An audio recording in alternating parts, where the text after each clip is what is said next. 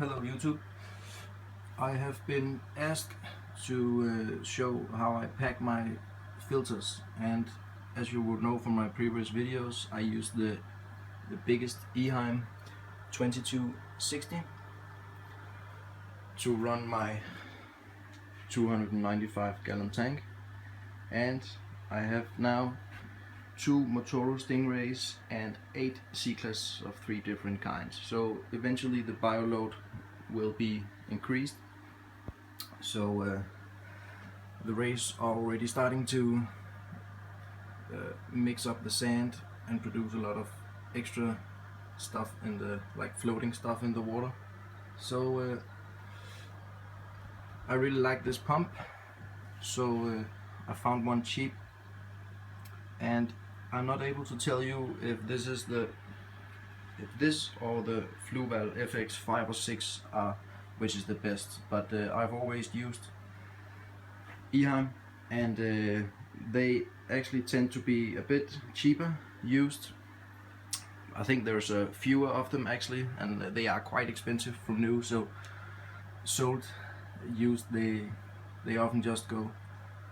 So I bought this extra one very cheap to have it as a spare and when I needed it. So I've been asked to show you how I pack my filters, and this is we'll take this from the beginning. So up here we have the intake.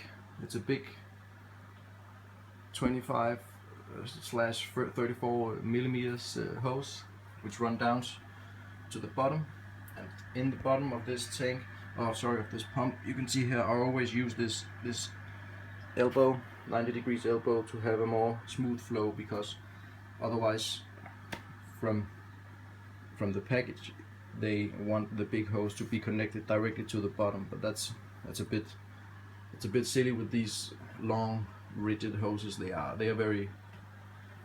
can be pretty solid to handle. So but they are not packed the same way, these filters, but the one I have been running here for a long time has the Eheims Ultimate media in it, and of course a lot of foam and extra stuff, but this one I choose to set up a bit different maybe, but still normally. But in the bottom, and if you haven't seen it before, this pump, it just looks like this, and there's up on the bottom there's an outlet. Make sure your kids don't touch that one. But you want to put this separator in first to separate the media from the water in it. So now I have 3 different foams, and they are just to go in. Actually they are not different, it's the same kind of, it's the same thickness, or how tight they are in the net. But 3 of these guys, and a big bag of a lot of different media. Let me open it to show you. So this is what you would regularly see in an Eheim pump.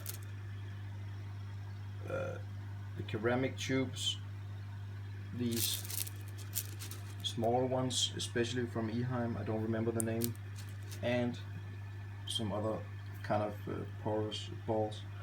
And this is just a lot of extra stuff that I had laying around instead of buying the ultimate, the Eheims, because the Eheims media is great, but it's pretty expensive. So I'm guessing this will be enough. I don't know, maybe I have, this is like 10 kilos.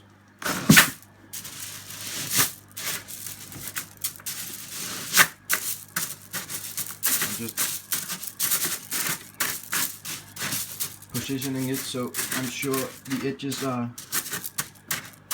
covered. And actually one of my good friends, he has the same pump, and he only uses foam he fills it up with foam to the top, and it works perfectly because this foam is a great material, and it will actually create the same eventually when the chemistry is up and running in the filter. It will create the same kind of load or the same treatment as this media will, but since I had this, I wanted to use it. And another separator on the top.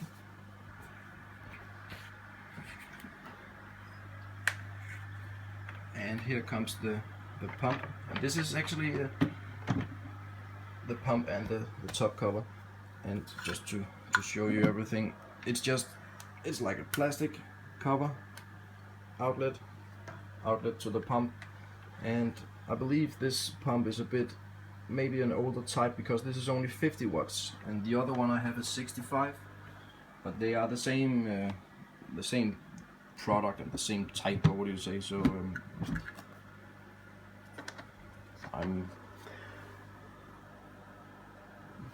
it says, I don't know about the liters per hour, it's the same, but this pump is just an older model. But as you can see, this pump is it's very, very basic. You have a canister filter and a big pump on top of it, and that's it.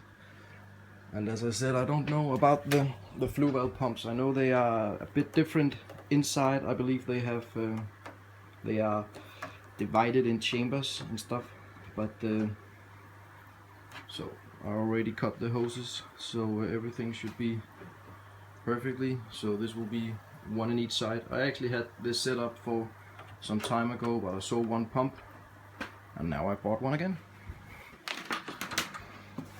And of course, when I got this, I took it apart, lubricated all the O-rings inside, and I just lubricated the big O-ring that's on top of this.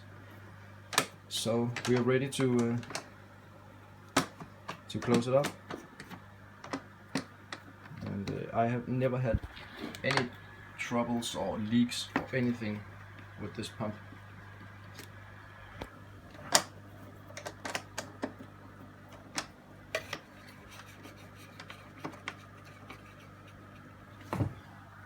Look at my big Motorola Stingray female, she's so curious.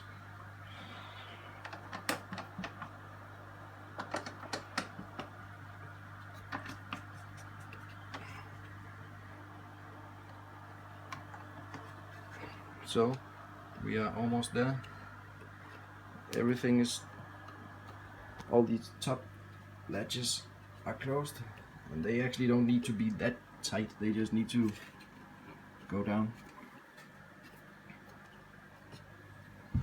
You don't want to break them. So I forgot one thing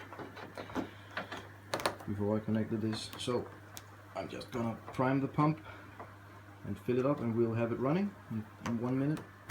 So bear with me. So I just prime it by sucking the end.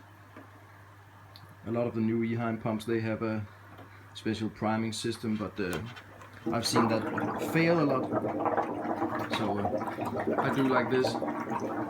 And I mean, this big outlet it takes a lot of water in, so it'll prime this pump without any worries at all. And when it's finished bubbling, we'll just hit it. That's it. Just need to find some power.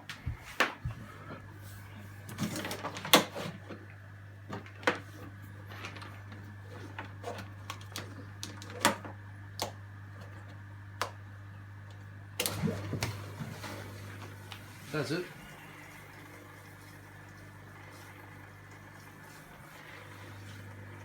And I would say this one is, you can tell it's new. It's very, very, it's just shooting out water very, very smooth. This is, I mean, you can see how this is a very, you can't see it from here. This is a new, fresh pump, and this produces a lot of flow now at the moment. And to compare, I had this pump running for some time.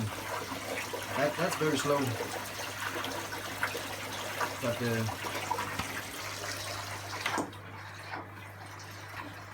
so I'm an Eheim fan, and that's how it is. So hope you liked it, and so hope it will help the guys. That there has been some questions about how I use the filters, but it's pretty basic, and I guess some people would say a sump would be a lot better for this kind of big tank, and also because the fish will grow up and be a lot larger and produce more load. But I don't have the space at the moment for a sump or the knowledge, so I'll go for these. So thanks for watching, hope it helps out there. See ya.